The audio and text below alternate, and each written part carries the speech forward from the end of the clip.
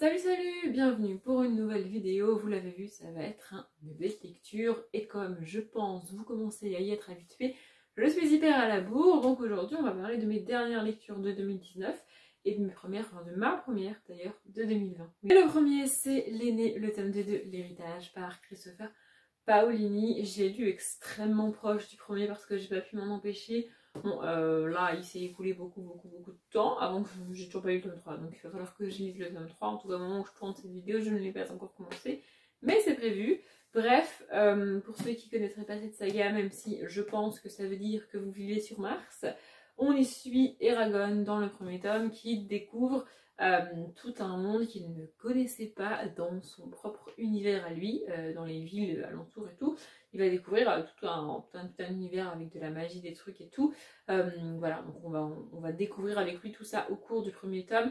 Le premier tome est très dynamique. En fait, dans le premier tome, Eragon est constamment en mouvement et il se déplace tout le temps à travers l'univers, à travers les villes. Il doit aller de droite à gauche et tout. Il arrête jamais de bouger. Et même pendant les, entre guillemets, grandes périodes de 2, 3, 4, 5, 10 jours, j'en sais rien, où il doit traverser toute une étendue où il n'y a rien. Et en gros, il fait juste que marcher. Au cours de ce voyage-là et de ces jours off, en fait, où il fait que marcher, il apprend, en fait. Il a un espèce d'instructeur qui va lui enseigner toute une histoire et tout un truc. Et du coup, dans le tome 1, on est constamment dans l'action, on est constamment avec de l'information. Il y a toujours des trucs qui se passent, des informations, des échanges et tout. Vraiment, il est extrêmement dynamique ce tome 1. En comparaison, le tome 2 est beaucoup plus lent. C'est pas qu'il est moins intéressant, c'est juste que déjà on est fixe. Pendant les 3/4 du tome, il est au même endroit et il ne bouge pas. Alors qu'il continue à apprendre des choses parce qu'il a tout un apprentissage à faire qu'il doit faire en plus en accéléré, hein, sinon c'est pas drôle. Mais voilà, il est quand même au même endroit. Il évolue beaucoup moins dans ce tome 2 que dans ce tome 1. Son évolution est plus étendue sur le tome en fait. En fait, ce qui m'a fait rire en le lisant, c'est que Christopher Paolini, en l'écrivant, pensait qu'il allait faire une trilogie. Et du coup, on voit clairement que c'est un tome de transition. Alors du coup, c'est plus vraiment un tome de transition dans la trilogie, puisqu'il a fait 4 tomes au final. Mais clairement, c'est un tome de transition parce que dans ce tome-là, Eragon va continuer son apprentissage. Il va améliorer pas mal de choses qu'il a améliorées, il va apprendre tout un tas de trucs, il va apprendre à maîtriser pas mal de choses, ça va lui prendre du temps évidemment, et donc voilà, on a tout cet apprentissage et en attendant on n'est pas dans l'action, on n'est pas dans le combat en lui-même, on n'est pas dans ce qu'il doit faire, ce qu'il faut faire, ce qu'il va faire, on est dans on lui donne les outils pour faire ce qu'il va devoir faire ensuite. Donc voilà, c'est un tome assez lent. Il n'empêche que c'était très intéressant, c'est toujours extrêmement bien écrit. Et aussi, ce qui dynamise quand même pas mal le récit, c'est que à l'inverse du tome 1, ici on a plusieurs points de vue. Dans le tome 1, on est vraiment constamment avec Eragon, on n'est que avec lui, on le suit, lui, dans son voyage, dans sa quête, dans son truc, dans ce qu'il fait. Ici, on a majoritairement le point de vue d'Eragon quand même, mais on va aussi avoir le point de vue de son cousin qui est resté dans le village où ils ont grandi tous les deux. Eragon est parti au début du tome 1 et son cousin est resté là-bas, et donc voilà, on va suivre ce qui arrive à ce village-là, ce qui arrive à ses habitants, et ce qui arrive à son cousin et ce qu'ils font. Donc ça c'était cool, même si au début franchement ça me gonflait. En fait au début, quand on a une alternance, on doit avoir je sais pas genre 3-4 chapitres avec l'un, 2 chapitres avec l'autre, 3-4 chapitres avec l'un, 1 chapitre avec l'autre. On est plus avec Eragon qu'avec son cousin, mais au début les passages avec son cousin me gonflaient parce que moi je voulais suivre Eragon, je voulais avancer là-dedans parce que vu que je l'ai déjà lu, je sais qu'une fois qu'il a fini son apprentissage, c'est fini quoi, enfin, on va repasser dans l'action. Donc je voulais qu'il avance en fait dans son apprentissage et avoir les passages entrecoupés de son cousin, ça me gonflait un peu. Mais au final, c'est utile et c'est vachement cool, ça permet de dynamiser l'histoire, donc c'est top. Et on a aussi, je crois, une fois ou deux dans le livre, vraiment pas plus, un autre point de vue, un point de vue d'un des dirigeants, des gentils, qui est une femme. Et j'adore ça, voir des personnages féminins dans de la fantasy. Je sais que je le dis et que je le répète, mais c'est vraiment, ça reste vraiment très très rare. D'autant plus d'avoir un personnage féminin qui a un rôle important, qui n'est pas là juste pour faire joli, qui n'est pas juste la reine, femme du roi. Vous voyez, elle est elle-même une des dirigeantes et je trouve ça vachement cool Donc on la suit elle, et d'ailleurs ce qui est top dans le roman, sans spoiler promis, c'est que elle va avoir une idée qu'un homme n'aurait pas eu, et du coup grâce à ça elle va réussir à faire ce qu'elle veut faire et ce qu'elle doit faire d'ailleurs. Et je trouve ça très cool que parce qu'elle est une femme, elle ait cette idée-là, là où un homme n'aurait absolument pas pensé à ça. Bref, j'ai beaucoup aimé ce tome-là, il est très très gros, hein. Il fait 780, je sais plus combien, 793, c'est ça, 793 pages. Je le connais pas sur un petit truc, même si c'est un tome de transition, même si c'est assez lent au niveau de l'action, ça se lit quand même très bien et très facilement. En fait, ce qui m'a aussi surpris, c'est que je me rappelais quasiment pas de ce tome-là. Le tome 1, je me rappelais extrêmement bien, tout le voyage et tout ce qu'il fait, tout ce qu'il découvre et tout ce qui se passe dans le tome 1, je me rappelais extrêmement bien, mais là, le tome 2, j'en avais quasiment aucun souvenir. Et pourtant, à la fin de ce tome 2, on a une révélation, enfin, un truc, une révélation sur Eragon, sur tout ce qu'il faut faire et tout et tout. Et je me rappelais pas, sincèrement, je me rappelais pas de cette révélation. Et pourtant, quand je l'ai lu, ça m'a fait surprise. Alors, je sais pas si c'est parce que au fond de ma mémoire, je m'en rappelais vaguement, ou si c'est parce que, avec mes yeux d'aujourd'hui et ma conscience d'aujourd'hui, c'est pas assez surprenant que ça. Mais à l'époque, ça m'avait retourné. Enfin, je me rappelle, je me disais là, non, c'est pas possible. Non, bref, voilà, j'adore cette saga. Je vais continuer ma relecture. Si vous ne l'avez jamais lu, et même si vous avez, je sais pas, 30, 40, 50 ans, lisez Eragon, c'est vraiment, vraiment cool. Oh, et j'écoute Just in Love de Joe Jonas en lisant cette saga. Les amis, l'heure est grave. Ceux qui ont vu mon vlog que j'ai tourné fin décembre et tout début janvier 2020 savent de quel livre je vais parler maintenant. Alors je le dis maintenant, peut-être que je le répéterai, mais je le dis maintenant quand même. Le livre qui suit est un des livres les plus aimés, les plus appréciés, les plus adulés de la littérature jeunesse. Tout le monde l'adore, des gens ont grandi avec cette saga, des gens l'adulent, vraiment c'est magistral. Moi je n'ai pas aimé, moi je n'ai pas terminé ce livre. Tout ce que je vais dire n'engage que moi, ne vous sentez pas blessé par mon avis, je vous en prie. Donc, j'ai essayé de lire Les Royaumes du Nord, le tome 1, non, À la croisée des mondes, le tome 1, Les Royaumes du Nord, je n'y arrive jamais, de Philippe Pullman. Donc j'ai lu 70 pages, voilà c'est ça, 71 pages très précisément, et je n'y arrive pas, je ne peux pas, enfin j'ai énormément de mal avec ce livre en fait. J'ai pas voulu résumer, je vais commencer par vous dire les deux gros problèmes que j'ai eus, et vous allez voir qu'au fur et à mesure l'histoire ce que j'ai lu en ces 70 pages va émerger. Donc, enfin, pour moi, il y a un problème de construction, en tout cas dans ce début de tome. Ça part dans tous les sens. On nous présente un groupe de personnages avec une espèce d'expédition dans le nord, avec une espèce de ville fantôme dans la fumée et tout. Et puis boum, on t'explique qu'il y a des enfants qui disparaissent. Et puis boum, on va suivre notre personnage principal dans son école. Et puis boum, elle fait des conneries. Et puis, enfin, ça part vraiment dans tous les sens, quoi. C'est 70 pages, j'étais là, mais ça, on va faire quoi au final? On va suivre quoi? Parce qu'au début, je me suis dit, bon, bah, on parle du Nord, on parle de la ville dans la fumée, le titre c'est les Royaumes du Nord, à mon avis, on va aller là-bas. Et puis bon, on parle des enfants. Mais qu'est-ce qu'ils viennent foutre là, les enfants? L'autre débile, là, qui les enlève, elle sort d'où? C'est qui celle-là? On te parle de ville, on te parle de familles différentes. Enfin, vraiment, pour moi, ça part dans tous les sens au début. J'étais complètement larguée. Et le deuxième problème que j'ai avec ce livre, c'est le personnage principal. Alors, comment elle s'appelle? Lyra. Mais alors moi je l'ai trouvée insupportable en fait. Je ne sais pas si c'est voulu au début du livre, je ne sais pas si je suis la seule à penser ça, et je ne sais pas si après ça évolue, mais au début elle est insupportable. Vraiment, moi ce que j'aurais aimé c'est qu'elle me présente son quotidien. Enfin, c'est ce qu'elle fait d'ailleurs, mais c'est pas le quotidien le quotidien qu'elle a, c'est pas celui que j'aurais aimé qu'elle ait. En fait, elle est dans une espèce de collège, donc je suppose qu'elle doit apprendre des trucs, qu'on lui enseigne des choses, et que elle a envie, on sent qu'elle a cette curiosité, il y a des choses qu'on lui cache, des choses qu'on lui dit pas parce qu'elle est une fille, et elle a envie de le découvrir, elle a envie de savoir ce qui se passe, et c'est quoi ce délire avec son oncle, il y a toute une histoire a priori avec sa famille et tout, enfin bref, on sent qu'elle a envie de ça, mais elle t'explique pas pourquoi, elle t'explique pas ce qu'elle sait, elle t'explique pas ce qu'elle sait pas, elle t'explique pas ce qu'elle voudrait savoir, elle t'explique rien, tu te démerdes, et alors en fait, son quotidien c'est je me balade sur les toits de l'école, je fais des conneries et je raconte des mensonges mais plus gros que moi, absolument incroyables. Moi ça m'intéresse pas en fait, ça ne m'a pas intéressé. Vraiment, à chaque fois qu'elle raconte un mensonge plus gros qu'elle, j'avais envie de dire mais tais-toi en fait, vraiment c'est pas du tout crédible. Alors peut-être que pour les enfants c'est crédible et c'est cool, mais c'est pas contre les enfants que je dis ça, hein. Vu qu'elle a leur âge et qu'elle raconte des conneries comme ça, peut-être qu'à eux ça leur plaît et qu'eux ils aiment bien, mais moi j'étais là, mais juste tais-toi en fait. Enfin, non, non, ça ne m'intéresse pas. Enfin, en fait, ce que je déteste dans les livres, comme ça, c'est que du coup, ce que je lis n'est pas vrai, puisque c'est un mensonge par définition. Et donc, ça sert à rien que je le lise en fait, parce qu'elle est en train de me mentir, elle est en train de me raconter de la merde.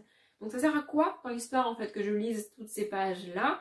D'autant plus que les chapitres sont hyper longs. Moi, c'est un truc que je supporte pas dans les livres. Vraiment, j'ai énormément de mal avec les chapitres.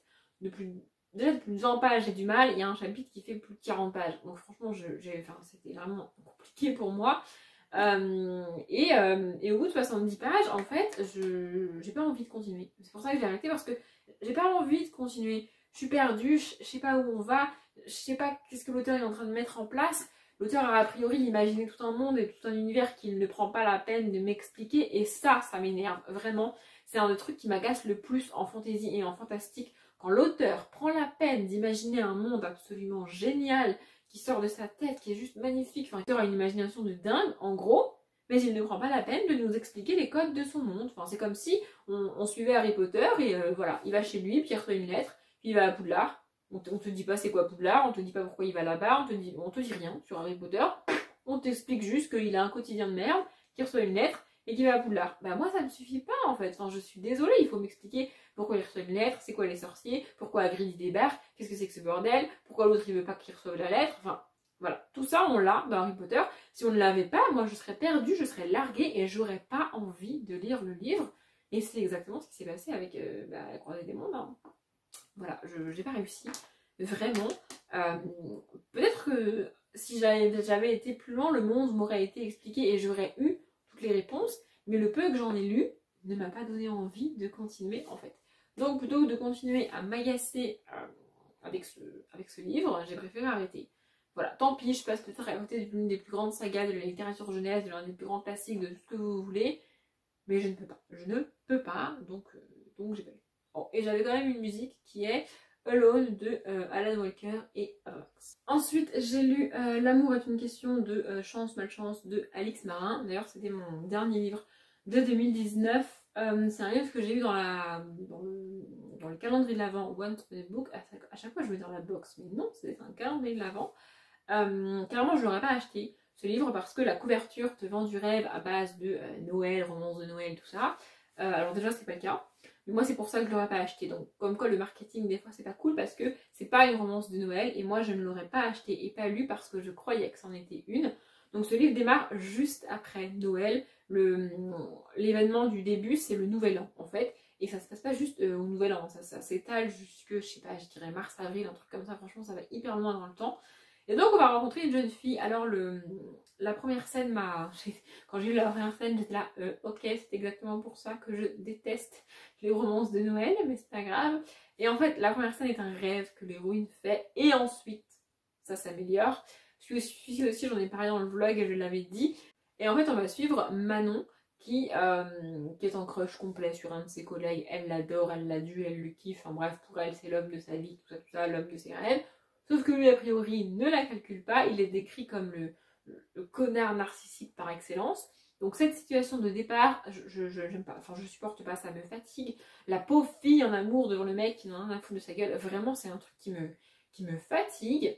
Mais j'ai continué parce que avant ça je l'ai dit dans le vlog aussi, au tout début du premier chapitre, on a le prénom de Manon écrit en haut, là c'est Manon. Et donc, quand c'est comme ça, en général, ça veut dire qu'à un moment donné ou à un autre, on va avoir un prénom masculin parce que la narration est alternée. Et donc, vu que je me suis rendu compte de ça avant même de lire le premier chapitre, j'avais feuilleté, j'avais cherché le prénom masculin, en gros. Et le prénom masculin, c'est pas le prénom du gars qu'elle kiffe. Donc, en gros, l'histoire principale qu'on va suivre ne va pas être entre Manon et le gars qu'elle kiffe, mais entre Manon et un autre gars. Et c'est pour ça que j'ai continué au début. Clairement, si j'avais pensé que la romance et l'histoire seraient entre Manon et son crush, j'aurais pas continué parce que je ne pouvais pas, parce que le personnage du gars est juste insupportable, enfin je peux pas, c'est pas possible. Mais c'est pas ça l'histoire est entre deux autres personnages du coup. Et vraiment c'était très sympa et très fun, j'ai beaucoup aimé. C'est pas la romance du siècle, ça sera pas une de mes romances préférées de tous les temps, ça sera pas une lecture de ouf, machin et tout. Mais franchement c'était sympa, j'ai passé un bon moment. La seule vraie critique que je peux faire, c'est que c'est long. Vraiment, c'est très très lent.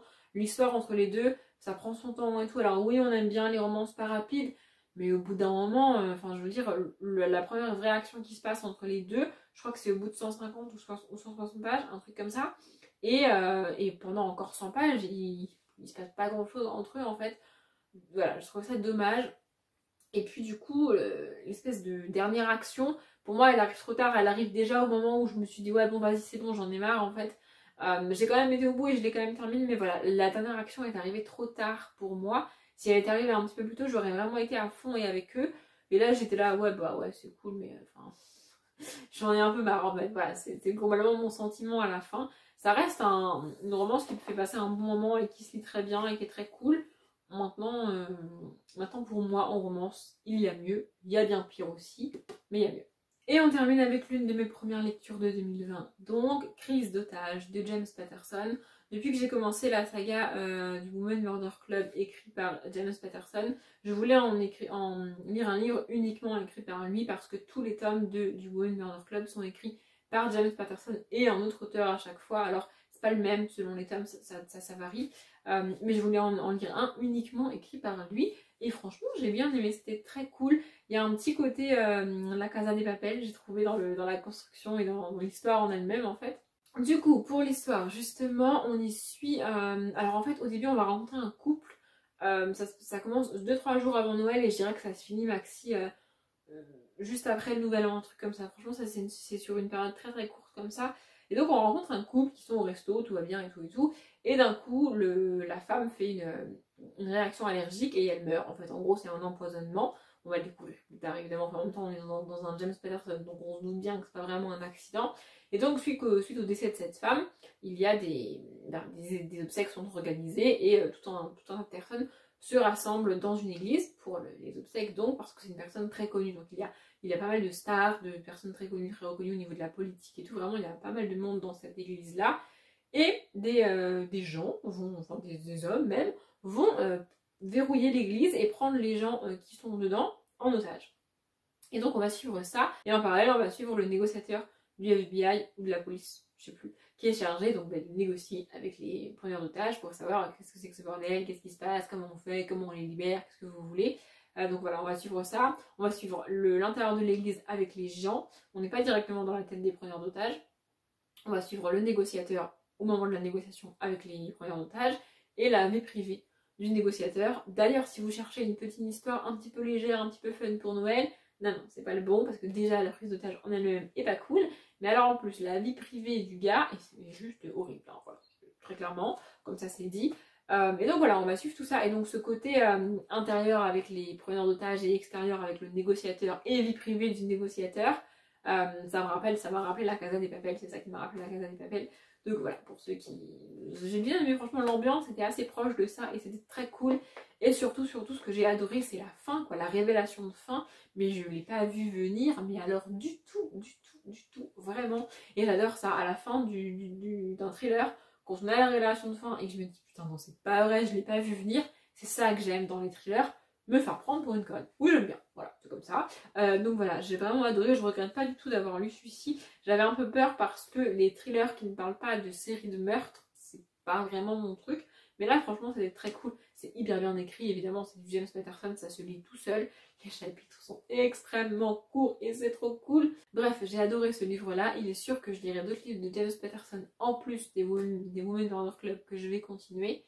Voilà, et du coup, si comme moi, jusqu'à très récemment, vous n'avez pas découvert James Patterson et que le thriller vous intéresse, franchement, foncez. En tout cas, pour celui-ci, on n'est pas dans un truc hyper sanglant, hyper trash. On est dans une prise d'otage, donc voilà, oui, il y a des bagarres, oui, il y a un peu de temps de temps en temps, mais on n'est pas dans un thriller hyper trash, donc je vous le conseille. J'ai l'impression que cette petite lecture est très longue parce que j'ai beaucoup blablaté, donc je vais m'arrêter là. J'espère que ça vous a plu. Comme d'habitude, je vous souhaite une bonne journée, un bon après-midi, un bon appétit ou une bonne nuit, et je vous dis à bientôt.